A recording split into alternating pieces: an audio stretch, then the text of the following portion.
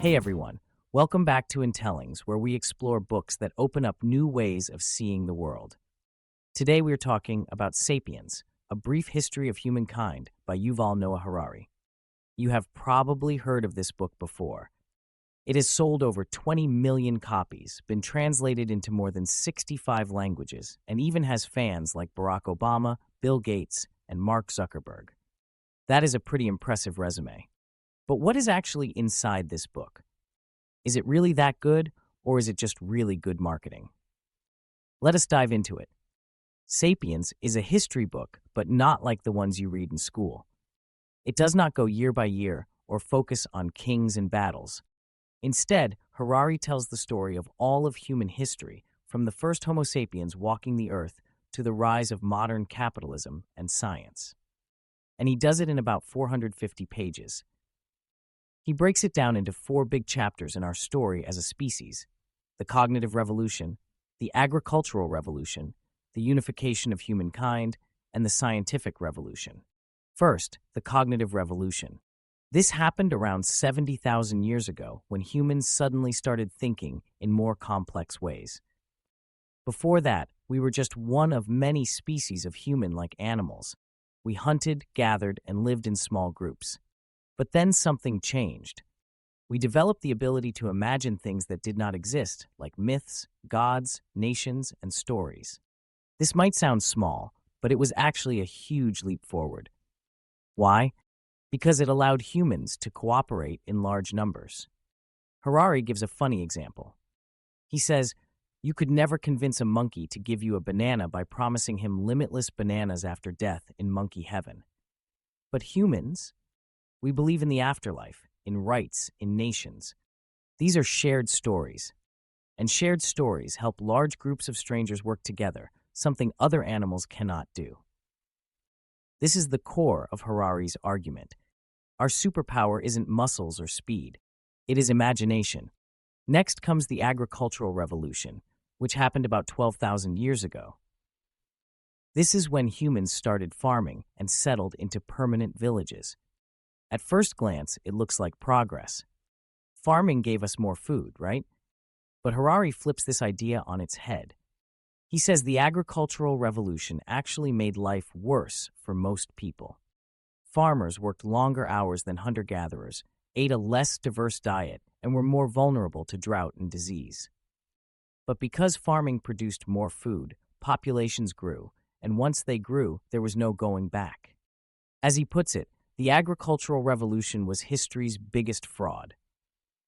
It is one of the book's boldest claims, and it definitely makes you think twice about what we call progress. The third part of the book is about the unification of humankind. Over time, different tribes and cultures began connecting through trade, conquest, and religion. Harari points out that empires, religions, and markets helped bring people together. They created shared rules and systems that allowed millions of people to cooperate. One example is money. A dollar bill has no value on its own. It only works because we all agree it has value. Same with companies. Harari uses Peugeot as an example. He says it is not just a factory or a car. It is a story that people believe in. Lawyers, investors, consumers, they all play a role in keeping the story alive. That is a theme you will hear over and over again in this book. Humans live in imagined realities. Whether it is religion, corporations, or countries, they are only real because enough people believe in them. It is a powerful idea and one that stays with you. Finally, we get to the scientific revolution, which began around 500 years ago. This is when humans began to admit we did not have all the answers. That sounds obvious now, but it was revolutionary at the time. Harari says modern science started not with knowledge, but with ignorance. We realized we didn't know everything, and we decided to go find out. This curiosity drove the rapid rise of science, industry, and empire. And it also fueled capitalism, which Harari says is now the world's most successful belief system. One quote that really stuck with me is this: luxury tends to become necessity and spawns new obligations. That hits home. Think about smartphones, air conditioning, Wi-Fi. Once they were luxuries, Now we feel we cannot live without them. That is part of Harari's broader point. Our lives have improved in many ways, but we have also become more dependent, more anxious, and more trapped in systems we cannot control. Now let's talk about what people think of Sapiens. Online, the reviews are mostly glowing. On Goodreads, it holds a 4.4 out of 5. On Amazon, it is even higher at 4.6. Reviewers call it mind-opening, thought-provoking, and a masterpiece of storytelling. Many readers say it made them rethink everything they knew about history, religion, politics, and even themselves. On YouTube, creators love it too. Big names like Ali Abdaal, Nathaniel Drew, and Thomas Frank have all recommended it. It has also been discussed in book clubs, schools, and business circles worldwide. But it is not all praise. Some historians and academics have pushed back. The Guardian praised the book for its clarity, but said it often makes sweeping generalizations. Richard Evans, a prominent Cambridge historian, said it was riddled with errors and speculation masquerading as fact.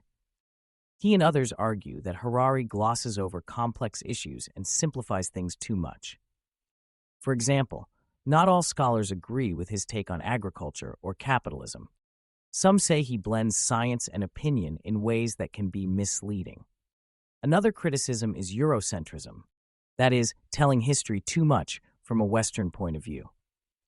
Harari tries to cover the whole world, but sometimes the focus stays on Europe, especially when he talks about progress and modernity. Still, even critics admit Sapiens is a gripping read. It is not meant to be a textbook. It is meant to get you thinking. And in that sense, it absolutely delivers. So should you read Sapiens? If you like big questions, bold ideas, and books that challenge your perspective, yes. It's not perfect, but it is powerful. It helps you see history not just as a list of events, but as a story we are still writing.